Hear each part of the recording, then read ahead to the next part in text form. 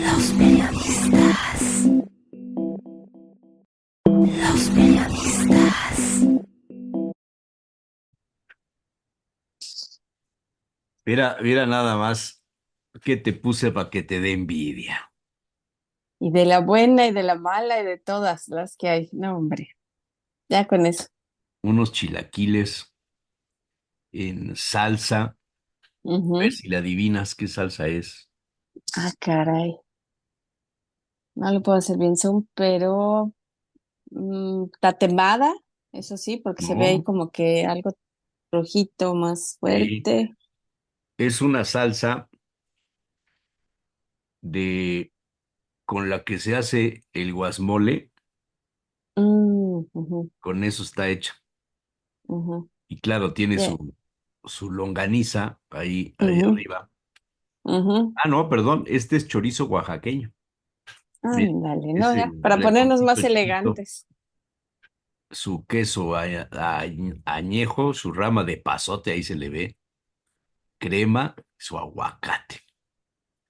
Para los que Híjole. no sepan qué es esto, se llama chilaquiles, un plato típico para desayunar, para almorzar en México, casi en todo el territorio nacional, más en el centro, ¿no? Del centro Ujú, hacia el sur, ujú, usamos mucho ujú. los chilaquiles. Bueno, hoy me pones un tema que la verdad no sé ni Sí, por dónde ¿verdad? entrar, pero bueno, resulta que eh, hay personas que quedan huérfanas muy jóvenes, muy pequeños, Ujú, incluso recién nacidos, algunos, ¿no? ujú, Pero hay personas que pierden a sus padres cuando ya son mayores, cuando ellos mismos ya son padres. Y ujú, entonces se mueren los abuelos, ¿no? O sea, se mueren tus padres, que son los abuelos de tus hijos.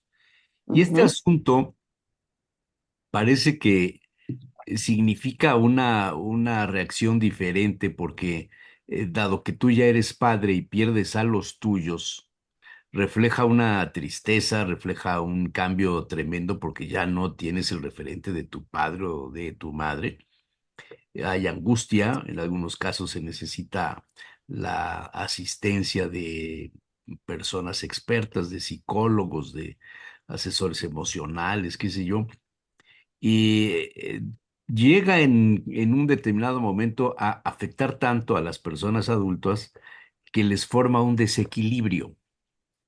Y entonces ujú, ahí el cerebro entra en un escenario totalmente diferente de haber vivido durante muchos años con la figura de los padres a dejar de tener eso, y esto significa entrar en un duelo entre lo que tu cerebro piensa razonablemente, tu emoción, tu corazón, tu afecto y el escenario en el que te desarrollas en la familia. Si eres el hijo mayor y pierden a sus padres todos los hermanos, te asume de alguna manera la responsabilidad, si no de ser el padre, de asumir esta especie de autoridad moral hacia los demás. ujú, Entonces, cuando un adulto se queda huérfano, ¿dónde está la autoridad moral para esa persona? ¿Quién va a significarla? O lo escoge, o lo elige, o hay un vacío que difícilmente se pueda llenar. Y entonces entran en la etapa, muchos adultos, del 10 de mayo, llevarle mañanitas al panteón a la mamá, de recordar a la mamá en todas las cenas de Navidad, los santos y los cumpleaños, de dedicarle poemas, de llevarle flores a la tumba, etcétera, etcétera, y nunca logran superar el asunto o del padre o de la madre. Entonces, el ser huérfano cuando eres adulto es muy diferente a cuando eres niño o cuando eres adolescente. Quizás sea más fácil superarlo cuando eres niño, cuando eres que no te das cuenta que no has tenido el suficiente contacto con tus padres. Si tus padres mueren cuando tú tienes 6 años, pues vas a llorar durante un rato, durante un tiempo, pero siempre surgirá una tía, surgirá el hermano mayor o surgirán los abuelos y van a sustituir de alguna manera esto. Pero cuando tienes 60 años, cuando tienes 70 años y se mueren tus papás que tienen 90 años o más, Ujú. el efecto es muy diferente porque has vivido 60, 70 años tratando a esas personas y de pronto desaparecen. Y entonces tu relación, tu referente de mi papá, mi mamá, o los abuelos, que luego se dan casos en que los abuelos, cuando falta alguien de padre, madre, los abuelos suplen a esa otra parte de la familia. Cuando se muere un abuelo, quizás sea tan impactante como cuando se muere un padre ya que eres adulto. ¿Qué pasa con el cerebro en el escenario de la orfandad adulta, maestra? Eh, pues fíjate que si bien ya estamos en una etapa adulta y a parecer pues ya las cosas están formadas, ya están puestas, y una de las cosas a lo mejor que se le manda al adulto es que se comporte como adulto frente a la pérdida. De hecho, se siente en un momento como si no pudieras parar porque el propio mundo adulto te lleva, ¿no? Tienes que seguir trabajando, tienes que seguir cuidando a las personas que tienes que cuidar, tienes que seguir siendo productivo, tienes que seguir siendo responsable de un montón de cosas, ¿no? Y a veces este duelo se oculta, se congela. En algún momento, por ejemplo, se puede llegar a posponer precisamente porque no hay un momento para vivirlo, porque la demanda de lo que te pide el escenario adulto es muy grande, es muy fuerte, y entonces frente a este duelo es como volverlo un poco patológico en el sentido de que no se ha atravesado las fases, no se ha expresado, no se ha llorado, y claro, todo eso se manifiesta no nada más en el cerebro, sino también en la emoción, en el psique, en el cuerpo, y entonces pasan una serie de cosas que creo de las que no se hablan. Si bien este tema es como un poco fuerte, doloroso, por supuesto, de hablar, porque sabemos que a todos nos va a pasar. En algún momento Dios nos quiera que nos muramos con 90 años y nuestros padres con 120, ¿no? Algo similar. Pero esos escenarios no pasan, por más deseables que sean, por más que fantasiemos desde el niño o niña interior. Yo quiero que mis padres me vean toda la vida. Realmente no es algo que elegimos, no es algo que podamos tener un control, por muy ¿No hay adultos que control? seamos. Así es. Por muy adultos que seamos, no puedes elegir a veces, ya con padres mayores, no puedes ni siquiera a veces obligarlos para llevarlos al doctor o que dejen de comer ciertas cosas o que tomen ciertas medicinas o que se cuiden de tales formas, ¿no? Habrá unos que escuchen más, otros que escuchan menos o que dejen ciertas adicciones, ¿no? El cigarro, en algún momento alguna bebida, alguna cosa. Entonces, realmente frente a eso, aunque seamos adultos para la sociedad y en términos generales, no somos lo suficientemente capaces y no podemos ser competentes frente a controlar todo, ¿no? Entonces, también es como un poco hacer hincapié que cuando esto sucede, realmente hay un deterioro de la persona después.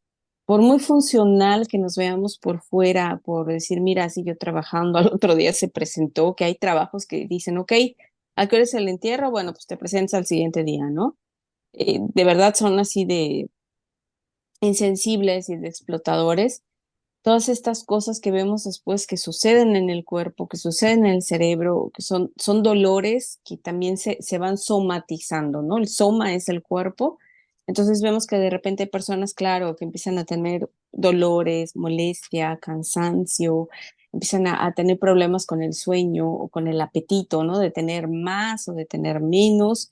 De ahí viene en algún momento también algo que me parece a mí un poco como una conducta de riesgo, que es la necesidad de aliviar ese dolor físico, mental, emocional, de aliviarlo también con algún tipo de medicamento, que uno puede muy fácil de decir, ¿sabe qué? Me siento mal, estoy pasando por este momento de estrés, bla, bla, bla. Quizás te empiezan a recetar desde medicina o pastillas para dormir, desde naturales hasta no tan naturales, ya más químicas, más fuertes, que pueden generar adicción, y empiezan en algún momento también a cubrir la depresión.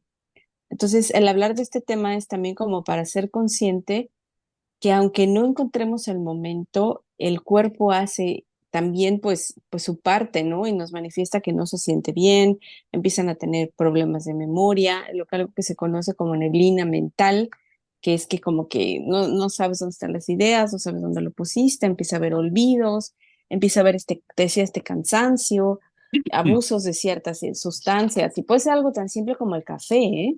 Tampoco es que estemos hablando de cosas un poco más fuertes. Puede ser gente que se sienta bien haciendo ejercicio y comienza a hacer mucho más ejercicio del que debería, ¿no? Entonces, realmente el duelo es algo en adultos.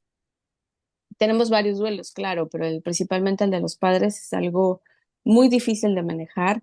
Creo que no se le da el espacio suficiente porque la orfandad durante la infancia tiene más cobijo, tiene más entendimiento, más apoyo. A veces hay personas que, como dices muy bien, toman el rol, un tío, un abuelo, un primo, hermanos mayores, como que a veces tenemos una red de apoyo más grande. Pero cuando sucede la adultez, la orfandad, de verdad deja para muchas personas en un sentimiento, una sensación de completo abandono, de decir es que la persona a lo mejor que más me conocía, que más confiaba, que mejor me guiaba, que incluso más disfrutaba platicar. A veces no tiene que ser realmente ya ese rol de padre e hijo tan fuerte, sino a veces solamente también de compañía, de guía, de familia, de comprensión, se pierde. Entonces, esto posibilita también, te decía, no solamente las adicciones, sino también problemas mentales, problemas físicos, un tipo de desgaste, un tipo de desgarro emocional que se le conoce, ¿no? Que es literal que te quiten algo que para ti es muy importante y se lo lleven. Entonces, este tipo de cosas o de temas, creo que no, te decía, no se hablan y son escenarios que también podemos poner, ¿no? Porque desafortunadamente o afortunadamente, tenemos estas tradiciones cada año que nos recuerdan, ¿no? El Día del Padre, el Día de la Madre. Entonces, a veces, por mucho que una persona quiera negar su duelo y todo lo que está sintiendo, pues se topa con este día, ¿no? Se topa principalmente con 3 días, que son el día del cumpleaños de la persona fallecida, efectivamente el Día del Padre o de la Madre, más el aniversario luctuoso. Y te Entonces son falta la Navidad y el fin de año. claro, o sea, completamente referente a esta persona son esas tres, pero luego vienen precisamente las tradiciones de familia. Hay muchas familias, Jesús Manuel, que se desintegran después de que los abuelos no están. A veces es uno, es otro, o sea, queda un poco como un pilar, ¿no? Puede ser la abuela, el abuelo, pero luego ves que se empieza a Ajá, o desintegrar. sea, ir a la Ya no es lo casa mismo. del padre es una manera de mantener unidad en la familia. Cuando faltan los padres, cierran la casa, la venden, la desbaratan, la desmantelan. Un hijo se lleva una cosa, una hija se lleva otra cosa, vienen los pleitos, las diferencias, etcétera. Y pocos trabajan en mantener tal cual la casa de los padres. No sé si tú conozcas a alguien que haya perdido a sus papás y mantuvieron la casa intacta y van y de repente se sientan y platican pero normalmente la gente desaparece, las cosas eh, Ujú, se pelean por muchas de ellas. Lo que constituyó la unidad se ujú. convierte el recinto en donde se dio unidad se convierte en la razón de las diferencias y de la desunión, de la separación. Esto fíjate que es como el segundo escenario y es qué pasa con la persona cuando sus figuras de autoridad, cuando sus figuras de contención, cuando sus figuras de apoyo moral y de referencia en algún momento tan importante fallecen, y a veces pueden desencadenar en crisis, por ejemplo, de personalidad, personas que vemos que a raíz de la muerte de su papá o su mamá comienzan a hacer cosas que nunca antes hacían, que no les tenían permitido, que en algún momento se sentían como ridiculizados por los padres o juzgados y no se les permitía hacer tal cosa, comienzan a hacerlo, como si fuera un poco una segunda adolescencia en decir, bueno, ya no estás aquí, ya no me vas a prohibir, comienzo a hacerlo yo, ¿no? La otra parte o la parte positiva son aquellas personas que precisamente empiezan a generar cambios positivos en valorar la vida, ¿no? Decir, bueno, por ejemplo, ¿de qué falleció mi papá? Por fumar tanto. Bueno, pues yo voy a hacer ejercicio, yo me voy a cuidar, yo voy a hacer esto, voy a invertir en aquello y me permito, como a través de lo que vivió, lo que pasó, me permite una vida mejor porque es también la forma en que honro, ¿no? La memoria de mi padre, mi madre, y creo que son escenarios en donde la gente de verdad puede mostrar que sea adulta, y ese es un poco mi punto hoy. Un adulto no es aquel que no se permite sufrir o que sigue haciendo todo, ¿no? A pesar de que esté sufriendo, sino también es alguien que encuentra y que tiene estos equilibrios, de decir, estoy sufriendo, pero también tengo estas oportunidades de hacer esto, ¿no? Honrar la memoria de mi padre, mi madre, seguir esta tradición, a lo mejor festejarle de tal forma que le gustaba hacer, ¿no? Conozco una familia que siempre se va a ver la guamantlada, porque la abuelita, el abuelito era súper fan de ir a ver los toros y todo lo que esto implica, y entonces se van todos a la guamantlada, manera de honrar la presencia, ¿no? La un presencia y no la ausencia. Entonces, este tipo de escenarios también es quién soy después de la muerte de las personas que probablemente mejor me conocían, de las personas que más me querían, por decirlo así, y más les importaba, ¿no? También es un poco como perder una referencia. La orfandad también nos deja en un escenario vacío en donde una parte de nosotros deja de existir. Entonces también se tiene como un propio duelo, ¿no? Ya no soy el hijo, la hija, ya no me nombran, ya no me dicen por mi apodo, ya no recibo ese regalo, ya no tengo esa atención, ¿no? Y en el caso de los padres que a lo mejor no han sido muy amorosos y fallecen, se siente como un permiso, como una ligereza, como un alivio para hacer cosas que estas personas no les permitían. A veces cuando estos padres que no han sabido ser los padres correctos fallecen, los hijos sienten también una felicidad.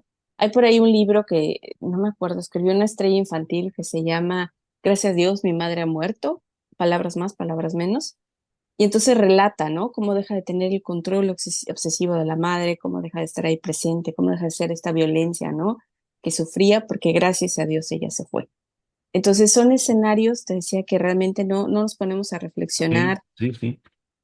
no nos damos cuenta y a veces por precisamente esta paradoja de ya eres un adulto y no te puede doler como si fueras un niño o una niña, nos obligamos a sepultar, a camuflajear, a encontrar alguna forma de no ceder a este dolor y esta tristeza que nos da, ¿no? Yo creo que si llegara mañana un compañero de trabajo, compañera, y nos dice, ¿sabe qué? Mi papá, mi mamá falleció, necesito 3 meses porque si no, no puedo seguir, necesito como detener el mundo, detener la vida, le juzgaríamos y comenzaríamos a revictimizarle y decirle, ah, ya, no, a ver, a fulanito apenas se le murió también su mamá y al otro día vino a trabajar, ¿no? Y comenzaríamos a darnos cuenta que frente a esos escenarios se nos exige como si fuéramos no solo no adultos, sino personas no sintientes, ¿no? Parece que porque ya tienes 40, 50, 70, no debería de dolerte, ¿no? Y ese no es el punto. Eso lleva precisamente a que la persona se autoexija no sufrir, se autodemande y se lleve a límites que no son sanos y que busque soluciones que pues son temporales y que realmente no le llevan a ninguna parte, ¿no? El duelo de la pérdida de unos padres adultos cuando eres adulto a cuando eres adolescente es diferente. Se debe tratar de manera diferente. Claro, se debe tratar de manera diferente porque probablemente el adolescente lo viva más cercano a como lo vive el adulto. Porque el adolescente en algún momento sí hace un cambio natural de dejar a sus padres un poco atrás y buscarse el mundo para sí mismo, con sus amigos y buscar su propia identidad y dejar un poco el discurso de papá, mamá y ver de qué se trata la vida con sus propios ojos, ¿no? Entonces, si hay un movimiento natural de distancia con los padres y en ese momento fallecen, puede el adolescente sentirse como impulsado de decir, bueno, pues ahora es el mundo y ahora me toca a mí y ahora tengo que arreglarla solo. Como que tenía un poco ganas de eso, pero no quiere decir que porque fuera una distancia normalmente por ciclo natural y esperada, no quiere decir que no le duela y que no le afecte en otros momentos. Porque cuando el adolescente llega, bueno, ya no el adolescente, el adulto joven llega a los 23, 24, en algún momento hay un regreso al padre, a la madre, en donde lo mira, pero ya lo mira de adulto a adulto. Oye, ¿tú cómo pagas los impuestos? Oye, ¿qué le hago con el niño? Oye, ¿cómo le haces con el seguro? Oye, ¿qué haces frente a Hacienda, no? Regresa en modo adulto a preguntarle al adulto que lo crió cosas de adulto, ¿no? Y es cuando muchas personas que han perdido a sus padres de adolescentes se sienten perdidos a 22, 23, 24. Y te das cuenta que es muchas veces cuando empiezan a Pero formar fíjate, familias. cuando pasa eso quedan los tíos a veces, ¿no? O los primos hermanos o algún pariente.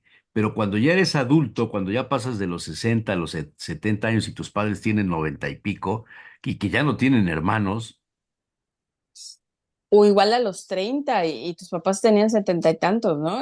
Que les pasó a muchas personas con el COVID, por ejemplo, ahorita desafortunadamente, ya no se espera, ya no hay alguien que se acerque a ti y te cobije, a menos que tengas la suerte de tener un tío más o ajá, menos de la y edad te puedes del pasar padre o toda la la vida madre. buscando el abrazo, el cobijo, el apapacho de tu papá o tu mamá y ahí te quedas, te estás dando vueltas como en la rueda de la fortuna y no encuentras la salida.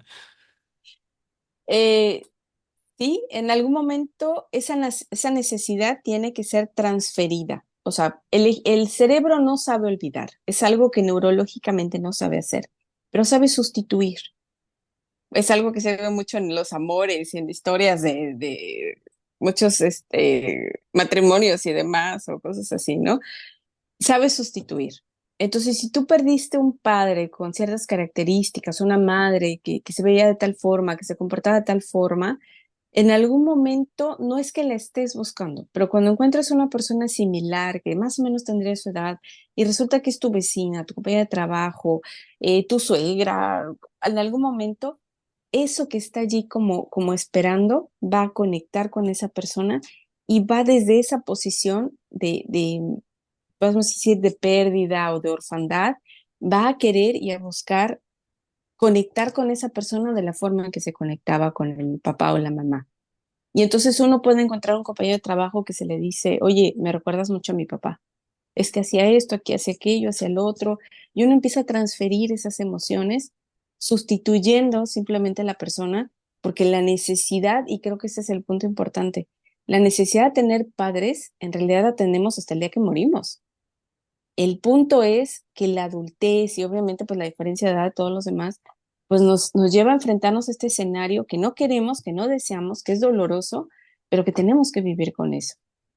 Entonces, lo único que podemos hacer es encontrar una forma. Las personas que a lo mejor no lo vuelven a encontrar, te digo, toma el mecanismo de defensa que se llama sublimación, que es crear algo con eso, y muchas personas honran la memoria de sus familiares de esta forma, ¿no? Teniendo rituales, a lo mejor haciendo algo que le recuerde a esa persona y festejándole de alguna forma, ¿no? Habrá personas que, no sé, le pongan el nombre a un nieto, una nieta, tratando de como que la memoria quede allí, ¿no? Sí, sí. Fíjate que hay una gran diferencia entre los chavos, las niñas que son huérfanos desde pequeños y que los abandonan o los mandan a un orfanatorio, que así se le llamaba a este Ujú, tipo de recintos, de escuelas, ¿no? Donde se les recibía, digamos, a los chamacos que no tenían papá, eran huérfanos. ujú, En algunas partes se les llamaba de una manera despectiva, se les decía pelón de hospicio. ujú. Vivían en un internado financiado por el Estado, por el gobierno, por la iglesia, por quien tú quieras, los rapaban para que no se contagiaran de piojos, Ujú. este, y entonces no comían bien y cuando salían de ahí, que se sentaban a una mesa, comían, se decía, como pelón de Son hospicio. de auspicio. Es muy diferente esto a cuando tú naces en el seno de la familia, te vas creando, vas haciendo los afectos, el reconocimiento, la admiración, el amor por tus padres, etcétera, y de pronto se te mueren. Te quedas Ujú, huérfano, pero ya no eres un pelón de hospicio, no lo vas a hacer nunca. Y esto me llevó a buscar un tema relacionado con lo que dices, con lo que estás hablando, de el origen de algunos apellidos que tienen que ver con esta condición, la condición de haber sido huérfanos. Y es ah, algo muy caray. interesante, sí, es algo muy interesante, porque resulta que hay una investigación en España del Instituto Nacional de Estadística en Ujú, donde se analizan cuáles son los apellidos más comunes el García, por ejemplo, es un apellido que llevan 1.462.923 personas. Pero hay En otros España. apellidos en España. Ujú. Pero hay otros apellidos que no son tan comunes como este y que tienen orígenes precisamente para definir el origen de las personas que no tuvieron padre, los que se dan en el orfanato. Y hay unos que son curiosos. Expósito, expósito con X. Ujú. Este término se empleaba para referirse a los niños que en tiempos pasados eran abandonados por sus padres al nacer y luego acogidos en orfanatos. La manera de reconocer a estos niños legalmente era decirles son expósitos y Ok. se les ponía Jesús Manuel Expósito, Andrea Expósito. Se casaban, tenían hijos y heredaban el apellido Expósito. Y de ahí viene el Expósito. Hay personajes importantes que se apellidan Expósito. Otro, Tirado, también tiene que ver Ah, con eso. O sea, Tirado es alguien que encontraron tirado tirado. y lo registraban en el orfanatorio con esa palabra. Niño blanco, de pelo negro, de ojo marrón, tirado. Se le O sea, el ponía día del el nombre. calendario que fuera Se le ponía Gregorio el día que tirado. lo encontraron San Bernardo, Ujú, Bernardo tirado, que lo encontraron ujú, tirado. ujú. Otro, Diosdado, Dios, Ajá. o sea, ¿quién te lo dio? Dios me lo dio, Diosdado. Ujú, ujú. Entonces le ponían Diosdado como apellido. Otro más, incógnito. Hay un apellido incógnito. Hay otro blanco. El blanco no se sabe exactamente si tenía que ver con el color de la raza, pero es interesante. Y luego había otros que tenían que ver con el recinto religioso donde los Ujú. encontraban. Entonces aparecía un niño de la iglesia, lo encontraron en la iglesia. ¿De dónde viene? De la iglesia. O sea, San no Juan, iglesia, sino de la iglesia. Ujú, de la iglesia. San ujú, Juan, lo encontraron en la esquina de San Juan, en el templo de San ujú, Juan, en el atrio de San Juan. De Dios Cruz, Iglesias, de María también es otro. Luego ujú, vienen los que son de la ciudad en donde fuiste localizado. Entonces hay los apellidos Salamanca, Bilbao, Sevilla, España, etcétera, etcétera. El origen de los apellidos. Y quizá es algo que no nos ponemos a pensar mucho, pero en México llegaron muchos inmigrantes, llegaron personas de otros países que no hablaban bien el español o que los de migración, que no sé si se llamaría migración en aquella época, los que estaban en el puerto de Veracruz y recibían a los libaneses o a los de Siria o a los marroquíes o a los españoles o a los franceses, no se entendían ujú. y entonces decía el nombre de su pueblo y eso lo anotaban y le ponían el apellido fulano y el apellido es el nombre del pueblo, no necesariamente el apellido con el que habían sido registrados en su lugar de origen.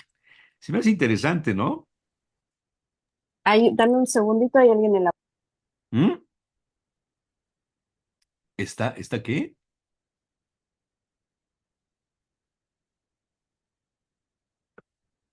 ¿Qué te pasó? Hay alguien en la puerta, ¿Hay pero alguien en la puerta? ¿Y qué contestas? disculpa, es que sí, no, es que están de verdad ahí, O no sea, entiendo. ¿contestas en el teléfono desde la puerta o cómo? Sí, sí, pero no está como pegado y no deja de sonar. Por eso es que, eh, perdón, me molesta mucho. No sé, no sé qué está pasando. No, si quieres Perdón, ¿eh? paramos un minuto Sí, yo creo que sí, porque sí, sigue sonando. sí, sí, Sí, sí, sí. es Sí. que Reanudamos la charla interrumpida por el timbre. Sí, qué pena. Este, bueno, pues esto de la orfandad, los apellidos, todo esto me lleva también a pensar como cuando uno de estos chavos que recogen, que dan en adopción, quizá tenga que ver ahí también este asunto, los niños que fueron abandonados o que se quedaron huérfanos y los Ujú, adoptan y se ujú, desarrolla toda una relación entre los nuevos padres y el nuevo integrante de la familia, en el mejor de los casos de una manera sana, pero un día se entera de que sus ujú. papás no son sus papás. Esto también involucra un duelo por la pérdida de los padres originales o el desconocimiento de los padres originales. Yo creo que así como en las telenovelas, que vemos que en el momento que revelan eso, pues sucede un drama, de verdad sucede una traición, se da una sensación de traición, porque incluso desde más pequeños los niños preguntan, ¿no? Ah, ¿qué hora nací? ¿Qué día nací? ¿Y qué hiciste cuando nací? Y quieren escuchar la historia de cómo nacieron, ¿no? Sí. Entonces, si se les ha mentido frente a esa historia, o sea, sobre esa historia, pues obviamente se van a sentir traicionados, o sea, les miente de buena intención, ¿no? Pero yo soy de la opinión profesional que es importante decírselos a los niños en el tiempo, en la medida y en la edad, según ellos vayan preguntando, todo acorde a como sea razonable, pero comenzar a contarle la historia, ¿no? Porque mientras más se normalice, menos va a tener esa sensación de traición y va a empezar a tener problemas obviamente con su origen, ¿no? ¿Quiénes son mis verdaderos padres? ¿Por qué no me quisieron? Entonces tiene una sensación de abandono más una sensación de traición. Y obviamente generen problemas de confianza, porque pues, las personas que más le quisieron le mintieron por durante cuántos años, y de ahí viene una serie de problemas, ¿no? Entonces sí soy de la opinión que se le diga, se puede incluso ir a terapia y decir, ¿sabe qué? Mi hijo tiene 5 7 9 años y me está preguntando y quiero decírselo en un ambiente controlado, en el que cada palabra que diga sepa que está bien dicha y que no va a generar un trauma, un rechazo, una sensación y sobre eso no hay problema, se trabaja, ¿no? Pero sí es importante no mentir porque puede generar un trauma, porque sí es como una sensación de alguien me abandonó, soy un huérfano, pero alguien, otra persona me recogió, ¿no? Soy un, no tirado, sino soy un levantado, ¿no? Entonces de ahí viene como que un complejo también y problemas de autoestima. Entonces mientras más claro y en el momento que lo preguntas se le vaya diciendo, pues mejor, la verdad, ¿no? O sea, el trauma de todas maneras se va a dar de una u otra forma y no hay vuelta de hoja. Es un poco, ahorita que dijiste el tema de trauma, se puede evitar que se sienta como un trauma, pero siempre va a quedar como, o sea, los padres adoptivos no pueden evitar lo que pasó con los papás biológicos, ¿no? Pero sí pueden contarle una historia, a lo mejor tendrán un trauma con los padres biológicos, por ejemplo, pero sí pueden contarle una historia que ahí lo deje a gusto, lo haga sentir aparte y le dé esa confianza, seguridad, pertenencia, que la definición de familia es que te da seguridad y te da pertenencia, ¿no? Entonces, si la familia nueva logra darles esas dos cosas, entonces el trauma por el abandono va a ser mínimo, va a ser innecesario, o sea, irlo cargando todo el tiempo va a decir, bueno, no sé qué pasó, pero pues mis padres son estos y mamaron, ya no pasa nada, ¿no? Los otros me dieron la vida y pues gracias, pero estos me hicieron posible vivir una vida, ¿no? Entonces, ahorita que dijiste trauma, me lleva como a la idea del tercer escenario que te decía, ¿no? Cuando los papás fallecen y eres un adulto, también es un poco un trauma, Jesús Manuel, porque si bien de niño no puedes entrar al hospital y no puedes escuchar qué tiene tu mamá, tu papá y por qué es que se va a morir, de adulto te toca escuchar eso.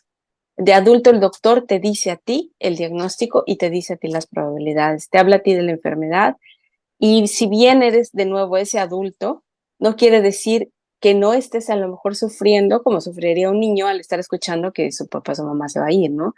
Entonces, también en ese momento puede generar un trauma el enfrentarte a la enfermedad de los papás, el seguirlos, el estar allí, el acompañarlos, en buscar soluciones.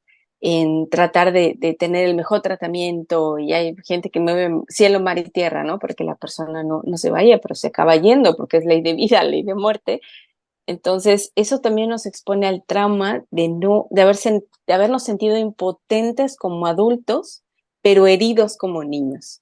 Entonces, esto es como lo importante del tema. Es un poco paradójico, es un poco complejo y creo que de verdad se habla muy poco de esto. Por eso es que por más doloroso que fuera, en lo personal también para mí es doloroso, eh, creo que es importante hablarlo porque nos permite poner escenarios que a lo mejor creemos que estamos solos. Creemos que a lo mejor el otro que le fue de tal manera con su papá, con su mamá, pues sí sufrió, pero creemos que el otro sufrió mejor y que parecía más adulto y nosotros más niños, ¿no? Entonces permite también como dejar de ser ese adulto que tratamos de no sufrir, que tratamos de autocriticarnos y permite en algún momento también decir, ¿sabe qué? Sí tengo un trauma sobre cómo le fue a mi mamá, a mi papá. Repito, por lo pasó del COVID, también muchas personas lo tienen y es bueno que se hable para que las personas busquen ayuda y sepan que se puede llegar diciendo, pues sí, tengo 40, 50, 70, 80, pero me está doliendo como si tuviera 5, 10 o 15, ¿no? Y se puede hablar, entonces hay muchos tanatólogos, yo personalmente no lo soy, pero sí sé que hay tanatólogos, hay especialistas y hay personas que pueden ayudar a precisamente que los años que nos quedan a nosotros los transcurramos sin estas traumas o fobias en algún momento que puede generar, ¿no? También obsesiones que podemos tener y tal vez en otro escenario nos permita también encontrar esa paz espiritual, porque a pesar de todo lo que hemos hablado ahorita, también está como la parte espiritual. La muerte nos enfrenta a decir, ¿y qué hay después? ¿Y hay justicia? ¿Hay paz? ¿Hay calma? O sea, ¿qué pasa? ¿Solamente somos como el arbolito que se secó y ya no hay más? ¿O hay algo más para nosotros, no? Entonces, hay muchas personas que tienen como estas creencias religiosas o que tienen cierta fortaleza espiritual, pues lo atraviesan de mejor forma a las personas que a lo mejor nunca antes lo hicieron, que a lo mejor por primera vez en la vida van y se sientan en una iglesia o hablan con alguna persona y les dice, oye, ¿y qué va a pasar ahora, no? Con él, conmigo. ¿Será que muchas de estas personas con estos problemas recurren a los chamanes, a los que leen el tarot, la mano, las cartas, el café, las constelaciones familiares? Sí, y también por eso te digo, creo que es importante hablar del tema porque precisamente como no sabemos qué hacer con el dolor, es muy fácil que caigamos en personas que únicamente están lucrando, que nos dicen lo que queremos escuchar, como los mediums, que personas que van a que les lean las cartas, tratan de encontrar el mensaje, tratan de comunicarse, ¿no? Con los muertos y demás. Y caemos en un poco estas obsesiones y lo que te decía de decir, bueno, que me diga, ¿por qué no se despidió? Hay muchas historias, ¿no? De personas que hemos escuchado que justo a la hora que la persona falleció le sonó el teléfono, era llamada a esa persona, pero era imposible que le marcara o le dejó un mensaje de voz o cosas así, ¿no? Y las personas que no han tenido estas historias dicen, bueno, ¿y por qué a mí no me marcó, no? O sea, porque al otro papá sí le marca y a mí mi papá no me marcó, me quería menos, me quería más. Podemos entrar en problemas de verdad mentales, o sea, en tener problemas mentales por tener creencias inequívocas y por querer en algún momento encontrar el sentido del sinsentido. Es un momento también de fragilidad psíquica, de fragilidad emocional, que por muy adultos que seamos, a veces somos muy necios y creemos que la situación o lo que creemos es de tal forma y buscamos la peor ayuda o no queremos buscar ninguna ayuda, porque nos encerramos en nuestras ideas y en este que te decía, ¿no? Está un poco paradoja de ya soy un adulto y puedo manejarlo y lo hago de tal forma y va a salir bien. Entonces sí existen personas mm, con las constelaciones familiares, bueno, yo no sé realmente porque no es algo que conozca, pero sí sé de las personas que leen el tarot y que leen las cartas y todo lo demás, bueno, pues obviamente se aprovechan de lo que la persona quiere escuchar y a veces pueden, vamos a decir, de buena voluntad o por simple lucro, pues tratar de contarle una historia que le diga tranquilo, pero pasa de nuevo que la persona pudiera en algún momento sentirse engañada o insegura o quiera ir todo el tiempo, ¿no? A consultarle, oye, ¿qué dice mi papá, mi mamá sobre tal situación? Ya va, ¿no? La tirada de cartas o del café o de lo que sea, que la mano o de lo que tú quieras, y nos lleva precisamente a obsesionarnos y a tratar de encontrar soluciones que lo único que hacen es mantener el estado mental en el que estamos, que no es bueno y que no nos permite cerrar el duelo, ¿no? Exacto, claro, claro, claro. Oye, dime una cosa, por género, ahora que está de moda todo pasa por el género, ¿afecta más a las mujeres o a los hombres o al contrario, la pérdida de los padres siendo adultos? Afecta más, por ejemplo, quién es la figura más importante para la persona. Normalmente para las niñas, el papá representa, o las mujeres, obviamente, el papá representa una sensación de seguridad, de cobijo, de guía, y probablemente sea el hombre que nos ame honestamente desde que nacemos hasta que se muere la persona, ¿no? Porque pues otras personas, otros hombres dicen amarnos y no, ¿no? Hasta que, claro, llegan los hijos, pero es otro tipo de amor.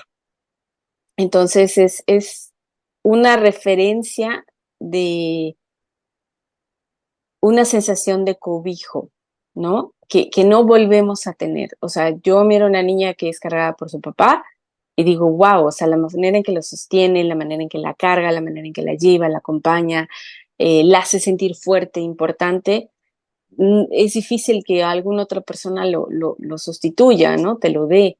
Tal vez el abuelo, si es que por alguna razón el abuelo vive, o alguna persona importante en la familia, pero normalmente es algo que solamente da un padre. Y en una madre, un hijo, pues bueno, es ese cariño, es esa atención, es el saber que es tu figura de apego seguro y que te va a querer a pesar de que seas bueno o seas malo, pues representa el amor incondicional, ¿no? Una madre para un niño representa el amor incondicional. Entonces, sí es difícil a veces seguir viviendo sin esa sensación, sin decir, híjole, la persona que representa esto para mí no está, es algo que nos va a seguir faltando toda la vida.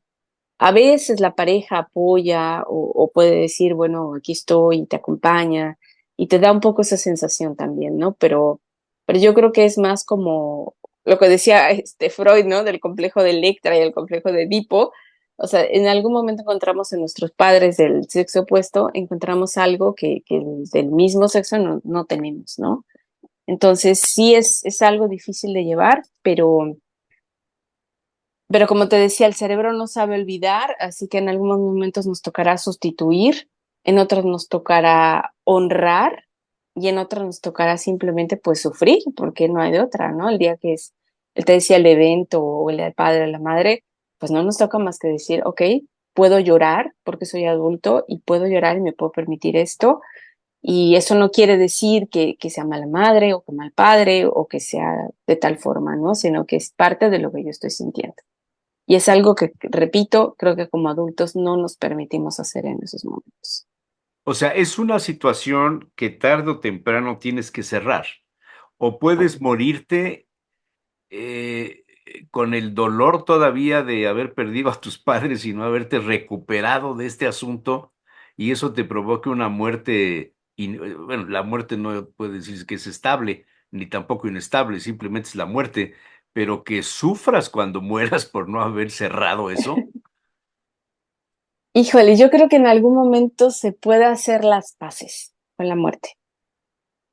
En un momento puedes decir, ok, o sea, como dicen muchas veces, ¿no? Son cosas que te dicen cuando sucede en el momento, solo se fueron antes, solo se adelantaron, están unos pasitos aquí adelante, y uno trata de conciliar, en algún momento verle la parte buena y decir, bueno, pues para allá voy, simplemente es un momento. Y ese es el otro escenario también. Cuando nosotros aceptamos la muerte de nuestros padres, aceptamos, pero a través de esta negociación, en algún momento también comenzamos con nuestra propia muerte, con nuestra propia idea de la muerte, comenzamos a negociar y comenzamos a decir, ok, ¿cuántos años me quedan? ¿20, 30, 40, 5? ¿Cuántos? Y uno empieza a hacer tratos con la vida de, bueno, quiero hacer esto antes de irme, quiero lograr tal cosa, quiero vivir tal experiencia. Y entonces también la muerte de los padres es una antesala de nuestra propia muerte y nos permite eh, vivir mejor, nos permite irnos mejor y algunos padres que dirán, híjole, yo lo viví así como hija, hijo, algunos padres comenzarán a preparar a sus hijos para cuando ellos se vayan y comenzarán a dejar las cosas un poco más en calma, un poco más en paz, más organizadas y tratar de dejar a los hijos, entre comillas, preparados para esto, ¿no? Eso es muy difícil, preparar a los descendientes para cuando tú faltes, se me hace que es de las cosas más complicadas que hay, ¿no? O sea, ¿cómo le hablas a tus hijos de que te vas a morir? Es un tema, bastante complicado. Sí lo es, y creo que es como el último acto de amor que tenemos como padres, decirles, sabes que mis hijos, mi hijo, esto es lo que quiero que hagas, incluso se puede ayudar diciéndole, sabes que el día que yo fallezca es esto, el día que yo tenga cumpleaños es esto, el... hay personas, ¿no? Que dejan muy claro, y de eso se habla un poco, que es el testamento vital, que se habla, ¿no? A mí no me entierres, a mí incinérame, o a mí no me guardes en tal Eh, lugar, a mí ponme allá.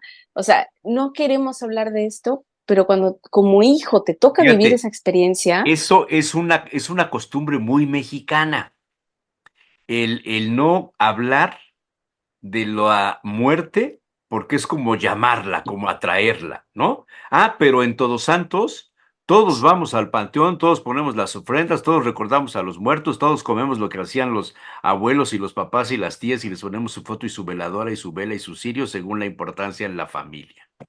Es eh, una contradicción festinar el tema de la muerte y al mismo tiempo rehusar tener las cosas en orden para lo que en otros países se llama las últimas voluntades. ¿Cuántos ujú, casos no conoces de personas que se mueren ya muy mayores y dejaron hecho un desorden su casa, su dinero, sus bienes, no repartieron, dejaron todo hecho un desorden? muchas, la gran mayoría, creo yo. Dices, chin, Ey, me ey, acabo de espérame, ¿qué? acordar. Creo que voy a hacer un trámite, ahorita regreso.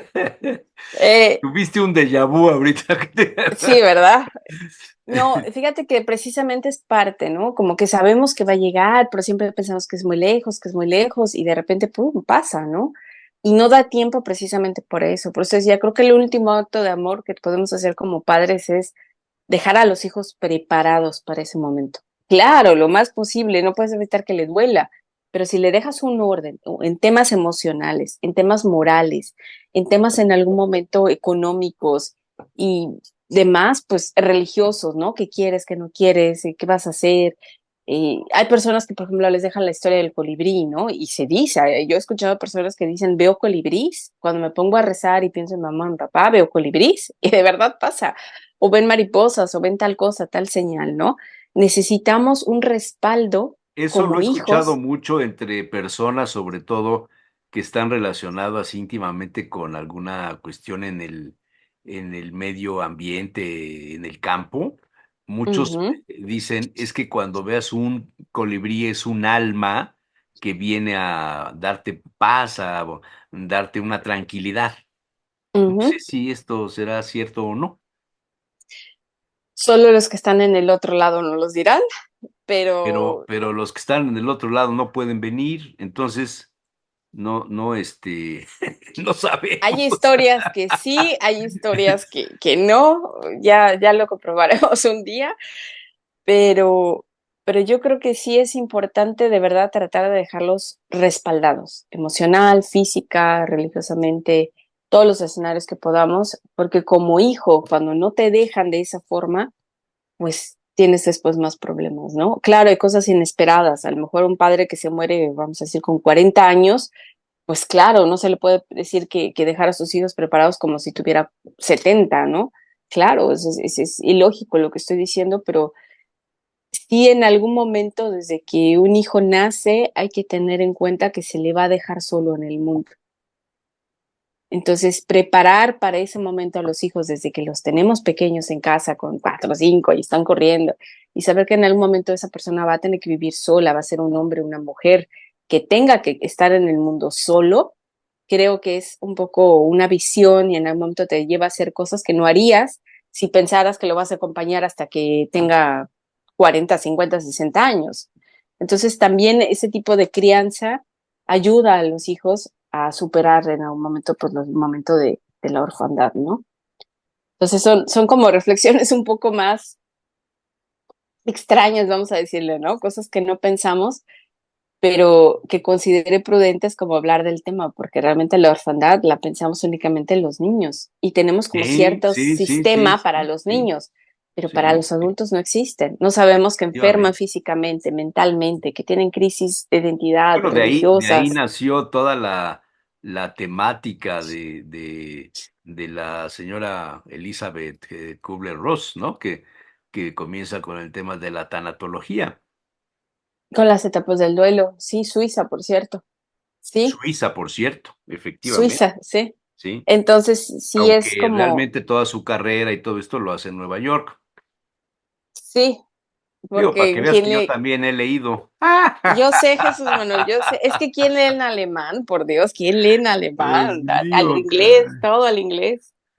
Entonces, sí es como, pues importante decir, sabes que sí soy un adulto, pero necesito todos estos escenarios, necesito todas estas precauciones.